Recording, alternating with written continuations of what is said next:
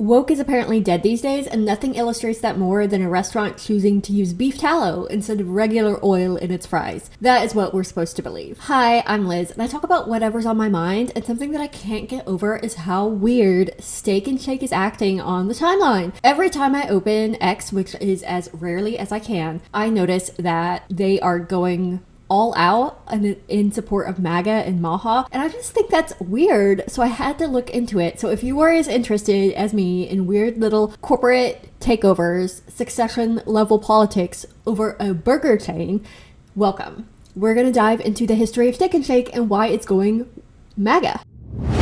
So first off, if you're thinking all-American brand, all-American CEO, you need to recalibrate. It has an entirely different history than you might expect. This guy named Sardar Biglari, and he is actually Persian American. His family was high up in the Persian military, in the Iranian military, when the CIA was backing the Shah of Iran in the 1970s. And his dad was a brigadier general, and after the Iranian Revolution, his family had to flee Iran, and they eventually settled in San Antonio as refugees. So he could be the picture of the American dream, you know, a refugee from another country coming to the United States, starting from basically nothing and working his way to the top. Unfortunately, his cutthroat business practices and his utter disdain for other businesses kind of cuts away from that rags to riches kind of story. In the 90s, Biglari founded an internet service provider, and then he read the wind before the storm happened. He realized the tech bubble was about to burst. So he sold that service provider for millions of dollars and founded his own investment firm, Biglari Holdings, and he kind of used Warren Buffett as his example of who he wanted to be like. So he started trying to acquire different restaurant chains and then refashioning them by cutting cost and streamlining them to make them as profitable as possible. And I personally get to blame Biglari for closing one of my favorite buffets when I was a kid, Western Sizzlin' in my hometown. I thought Western Sizzlin' actually completely closed, but when I was looking into it, it's only the one in my hometown and a lot of others. There's still around 40 or so Western Sizzlins in operation, but Biglari bought Western Sizzlin', he streamlined it, chopped it down, and cut all the non-profitable ones, including the one in my hometown. If you're unfamiliar, Western Sizzlin' was a ranch-style steak buffet. Western Sizzlin' was actually the #1 steak restaurant in the US. It outsold Outback Steakhouse, Texas Roadhouse, and any other major steak chain. It had its distinctive flame grilled steaks. It started going downhill after the founder and CEO passed away in the early 90s, and by the time Biglari came in, he completely decimated the business. And I don't even know if any of the buffets are still open. On their website they list catering and like Western Sizzlin' fast food restaurants and the buffet as part of their conglomerate, but there are not that many locations, and I just highly doubt that the buffets are thriving these days. Biglari set his sights on Steak and Shake right before the 2008 financial crisis, and he used some moves to gain control of Steak and Shake. He actually put up billboards attacking the current board and the CEO of Steak and Shake as like terrible people, and before the shareholder meeting in 2008, and he was voted in as the CEO. It was considered a hostile takeover, and he would continue to use this method that he used to take over Steak and Shake to try to attempt to take over other restaurants. We're gonna get to that. Put a pin in that. We're gonna come back to that. How did he change up Steak and Shake? Some people might say he ruined Steak and Shake. There it is, ladies and gentlemen, right there. Steak burger. Thank you very much. What a beautiful, lovely, lovely restaurant. Is there somebody, a spokesperson? Hello, girls. How are you?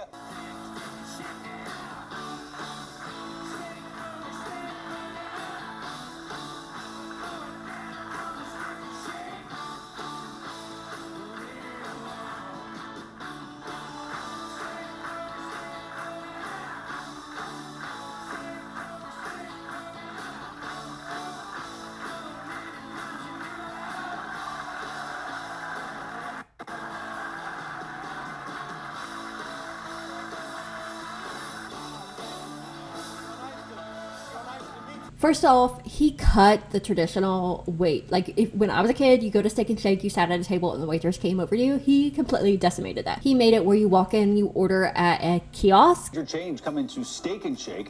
the chain replacing its servers with self-serve kiosks. Reports say instead of sitting down at a table and ordering from a person, you'll place an order through a computer.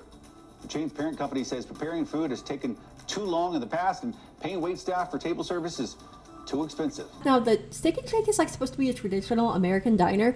It does not feel like an American diner. If you were to go to a Steak and Shake today, it has lost that charm because you're just ordering from a kiosk and you really don't interact with the wait staff in the way that it used to be when you went to have like that all-American diner experience. He also drastically cut the menu to reduce costs and to streamline efficiency.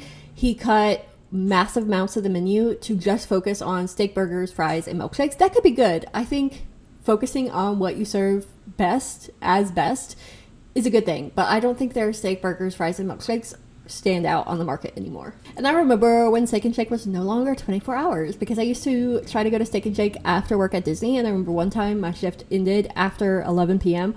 So I thought I'd run to Steak and Shake and grab a hamburger after being on my feet for hours working at Disney World. And it was no longer open 24 hours. It used to be open 24 hours just like Waffle House. I kind of compare Steak and Shake to Waffle House. It was like chaotic good in the world, like a chaotic diner experience. But it is no longer open 24 hours. They also cut stores. I don't remember the exact numbers. I think it's around 600 to 400, but they have actually shut down a lot of Steak and Shakes in the last 5 years. And when he initially made all of these changes to Steak and Shake, it did not work. In fact, the chain lost revenue up until 2020. Right before the pandemic, they were still losing money. And if you look on Reddit, you will see countless threads of very, very unhappy customers who have complained that the quality has gone down, the food is not as good. I can say I have ordered Steak and Shake, and the fries were cold, limp, and very stringy. I don't think their fries are that good. If I want stringy fries, I want crispy, thin fries, and their fries are not crispy. They are thin, but they're not crispy, so they're just limp little biscuits. And I'm not a fan of limp, stringy fries that are kind of served cold, which is what has happened every time I've ordered Steak and Shake in the last 3 years. But post-pandemic, Steak and Shake has actually become more profitable.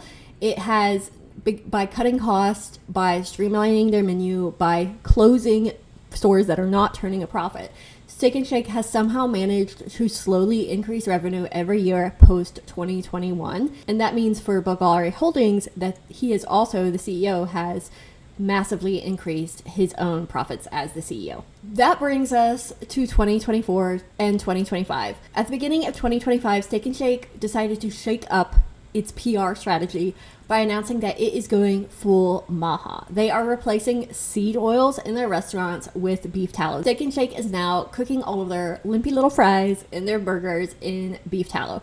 And this is a big move by the Make America Healthy Again agenda and Robert F. Kennedy Jr.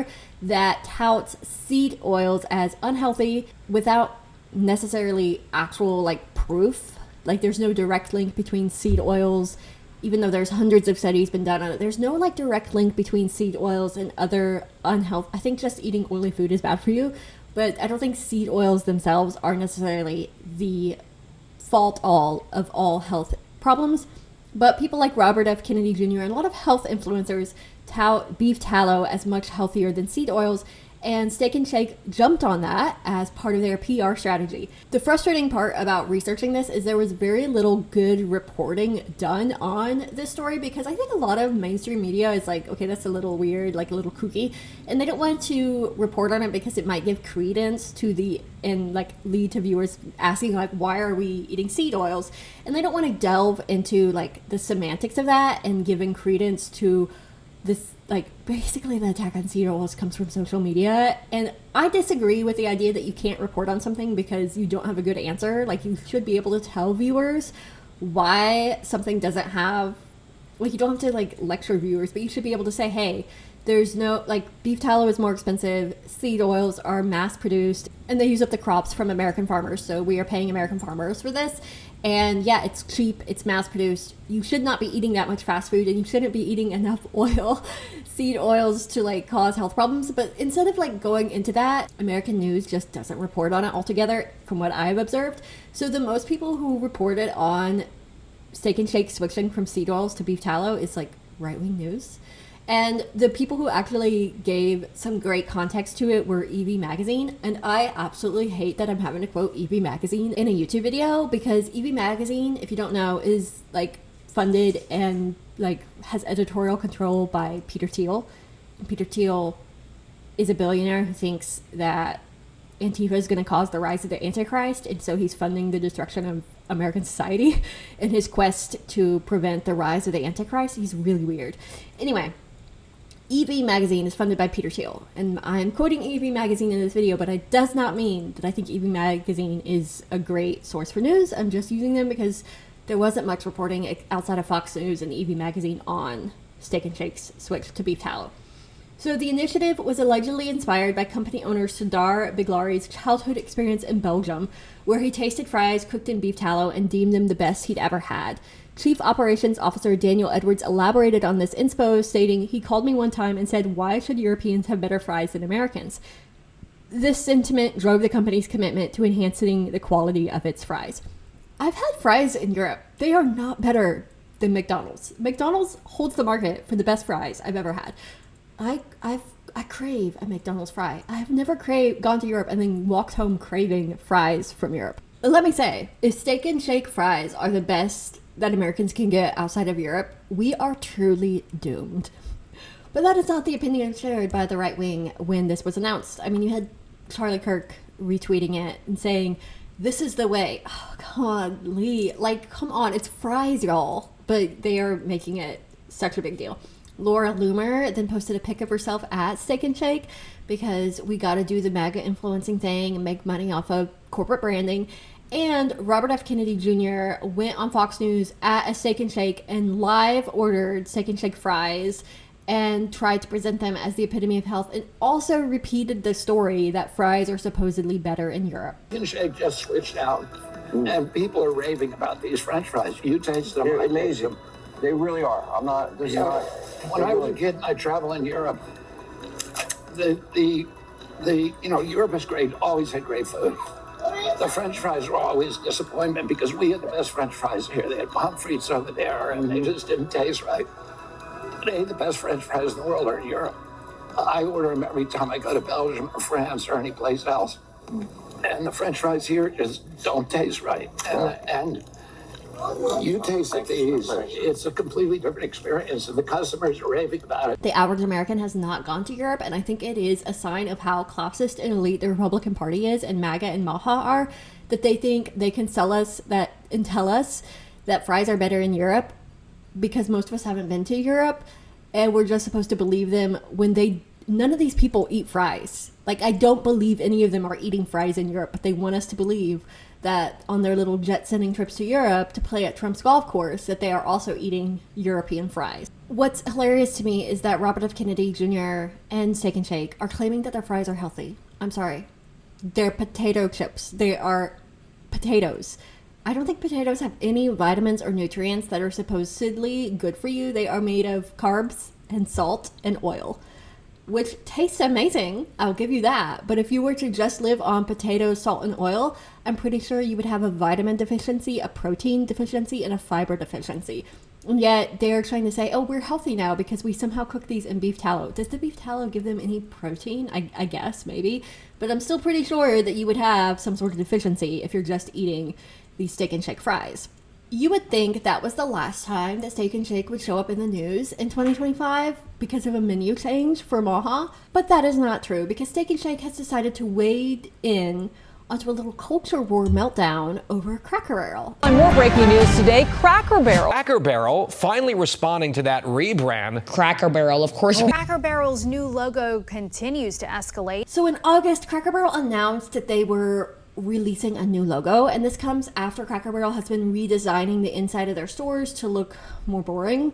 I don't think anybody thinks the inside of these Cracker Barrel stores needed to be redesigned, but Cracker Barrel has seen a decreasing number of customers going to their stores. I think it's because their customer base is dying out, dare I say it. But it does do away with some of the old schoolness that everybody was used to going to them. I'll rant and rave and cuss about it a little bit, but I'll probably still be back there eating. The logo logo is fine. Why are they reinventing the wheel? And I don't know what the answer is to Cracker Barrel's customer base shrinking. Redesigned all of their stores and released a new logo that they stripped down. It looks really boring. It just has like it has the Cracker Barrel name, and they took out Mr. Oldtimer and the barrel. And people absolutely lost their freaking minds over this. If you didn't see this, lucky you. But I mean, it was funny that people melted down over this, but it was also categorically stupid. MAGA loves categorically stupid things because they can spin them into a culture war and score an easy win, because none of us cared about the Cracker Barrel logo. Even the Democratic Party was like posting like, we don't like the Cracker Barrel logo either.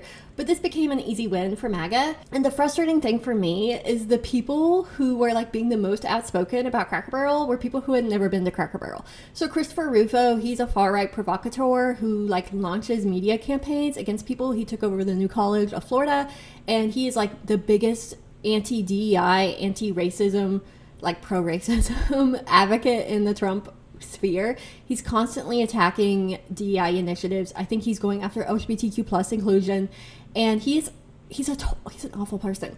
He did an interview talking about why he went after Cracker Barrel and straight up admitted that he would not and has never eaten at a Cracker Barrel. Let's talk about one of your more recent countercultural revolution wins, and that is Cracker Barrel.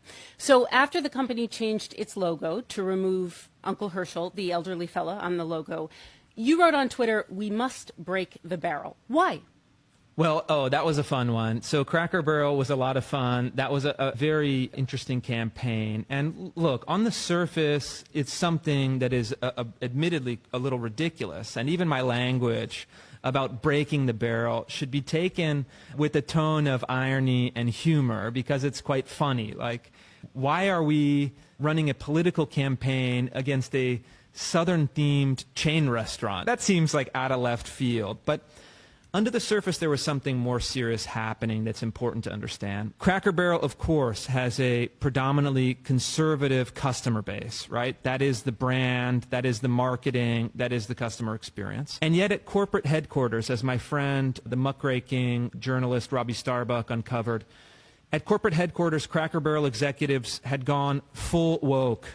They had embraced DEI, embraced pride programming, embraced gender neo-pronouns, embraced drag queens for kids, and really were indistinguishable from any of the other left-wing corporate executives that we've seen in recent years. That is, again, a huge distinction from their customer base. And so if our goal is to roll back woke ideologies in America's institutions, you want to start with institutions where you have the most leverage. And it was obvious because of this discrepancy between the executives and the customers at Cracker Barrel that we could, in fact, break the barrel with just a small amount of effort. And then the final point is that Cracker Barrel is a means to an end.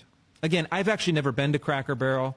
I'm not sure I would want to patronize Cracker Barrel. That's not my kind of food. But the idea is that Cracker Barrel is a controversy that, if it can be won, and it was won, will send a signal to other corporate executives that if you embrace left-wing ideological causes, you're opening up significant risk to your company, to your brand favorability, and to your bottom line. But even after Cracker Barrel was like, okay, y'all, calm down, we're going to go back to our old logo, Steak and Shake continued on the offensive. Not only did they message about it during the whole maelstrom of the Cracker Barrel fuss logo, Steak and Shake has bought billboards calling for the ouster of the CEO of Cracker Barrel. And you know what?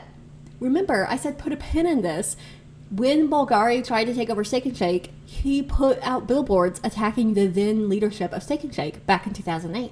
And guess what? He's doing it again because he wants to take over Cracker Barrel. This is the Succession level drama coming out. Bulgari has tried to take over Cracker Barrel 7 times, and every time the board of Cracker Barrel is like, no, thank you. We don't want your Steak and Shake level meltdown over at Cracker Barrel. But now the lack of consumer trust in Cracker Barrel has given an opening for Bulgari to come in and try to take over the chain restaurant once again because he wants to add Cracker Barrel to his massive wealth. But Cracker Barrel has very legitimate reasons to not want Bulgari anywhere near their brand, and this is what Fortune says about it. Between 2009 and 2015, Bulgari took home nearly $76 million in compensation and bonuses, representing as much as 38% of Bulgari's holdings operating income. Until 2019, the pay package carried a cap of $10 million. But that was quietly removed, allowing for far higher compensation depending on performance and acquisitions. His future net worth is secured by a 2013 licensing deal in which Bulgari licensed the Bulgari name to Steak and Shake holdings for 20 years. If removed from his roles for anything other than malfeasance, or if the company were sold, he would be entitled to 2.5% of sales for 5 years, a payout potentially topping $100 million. Throughout Bulgari's numerous attempts to secure board seats at the chain, executives at Cracker Barrel have cited his executive compensation at Steak and Shake as proof of his ill intentions for the brand. Others have pointed to Bulgari's practice of hanging his portrait in every Steak and Shake location and the chain's own financial struggles. I need to go visit my local Steak and Shake to see if I can find Bulgari's portrait on the wall. I think that would be really funny. I'm not sure it's my style of my YouTube videos to do on-the-ground reporting, but I think that would be funny. Bulgari is using the same methods he used to gain control of Steak and Shake to pressure Cracker Barrel and take control at Cracker Barrel. So far, he has been unsuccessful for 7 times, but that doesn't stop him from putting up billboards calling for the ouster of the current Cracker Barrel board and pitching himself as the solution to all of Cracker Barrel's woes. Cracker Barrel is headquartered in Nashville. If any of you are in Nashville and see the billboards, please send them to me because I'm really curious about them.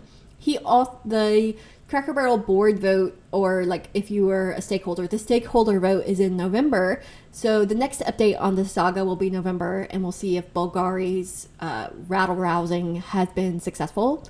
I hope it's not, for the sake of Cracker Barrel. He owns about 3%, so he doesn't own a majority, so he can't use a majority position to shake down the company.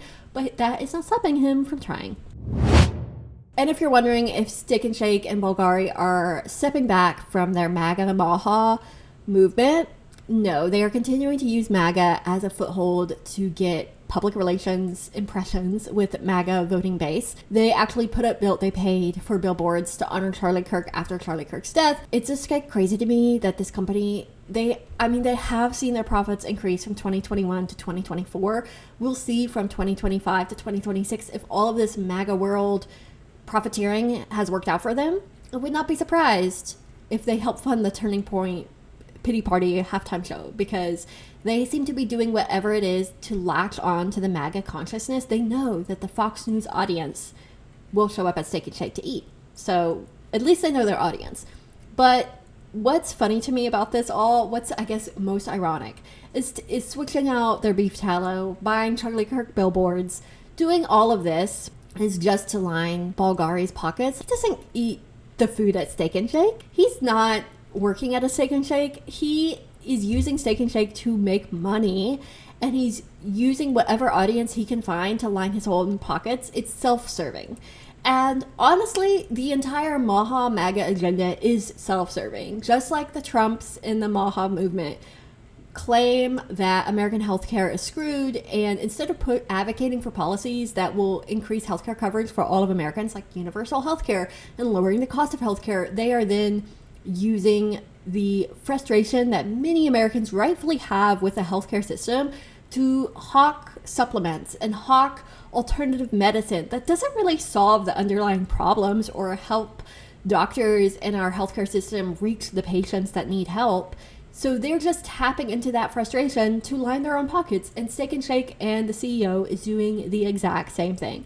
Whether or not beef tallow will help you live longer, I don't think eating fries cooked in beef tallow is going to be the problem to the cardiovascular issues Americans have, to all of the other problems that Americans have in our failing healthcare system, and the fact that rural hospitals are closed and OBGYNs are fleeing red states and insurance premiums are skyrocketing.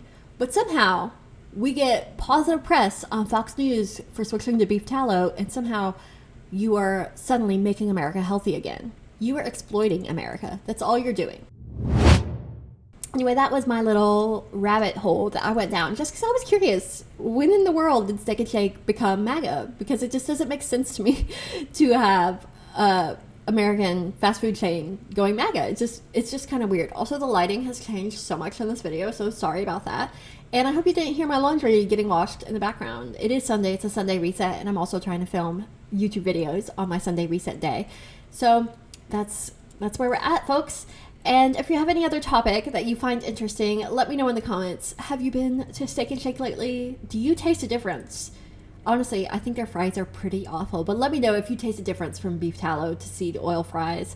And I will see all of you next time here on the channel. Until then, I'll catch you later. See ya.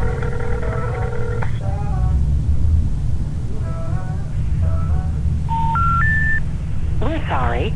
You have reached a number that has been disconnected or is no longer in service.